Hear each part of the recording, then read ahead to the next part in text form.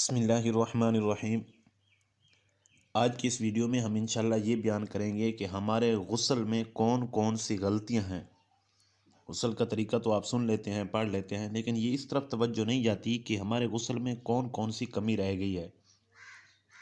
तो आप हमारे चैनल को सब्सक्राइब करें, वीडियो को लाइक और शेयर करें ताकि ये हमारे मसाइल आप तक रोज़ाना की बुनियाद पर पहुँचते रहें, हर आने वाला नया मसला आप तक पहुँच सके और कमेंट के ज़रिए हमसे मज़ीद मसाइल भी पूछ सकते हैं।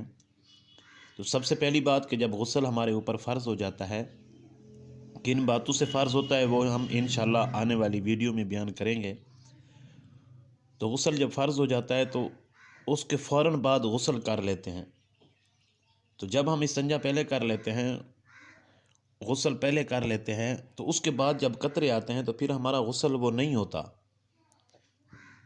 और दूसरी गलती अगर इस तरह कि अगर थोड़ी देर सोना हो, थोड़ी देर आराम करना हो, वो फिर कई कई घंटे ताख़ीर कर देते हैं, जिससे घर में बेबरकती और बेरोज़गारी और तरह तरह की मुसीबतों के बंदा लपेट में आ जाता है कि इस नापाकी की वजह से कि एक जनाबत की हालत में घर में पड़ा रहे। तो ना ही इतना जल्दी करनी है, ये भी गलती है, ना ही कई घंटे पड़ा रहना है, ये भी गलती है।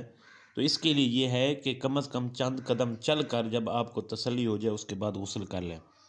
दूसरी गलती ये होती है कि जब हमारे बाथरूम वगैरह ये अटैच होते हैं गुस्ल खाना के साथ, तो उसमें ये होता है कि जब हम गुस्ल करने के लिए जाते हैं तो नापाक छींटें दोबारा ही हमारे जिस्म पर पड़ रही होती हैं, जिससे ये होता है कि गुस्ल तो हो जाता है। अगर गुस्ल के फ़र्ज़ गरारा कर लिया, नाक में पानी चढ़ा लिया और उसके बाद पूरे जिस्म को पानी से तर कर लिया, हमारा गुस्ल तो फ़र्ज़ अदा हो गया, लेकिन जिस्म फिर नापाक हो जाता है कि नापाक छींटें ही हमारे जिस्म पर पड़ती हैं। अगर ऐसी जगह पे हैं जहाँ पानी जमा होता हो या साथ वाशरूम है तो उस जगह को पहले धोएं।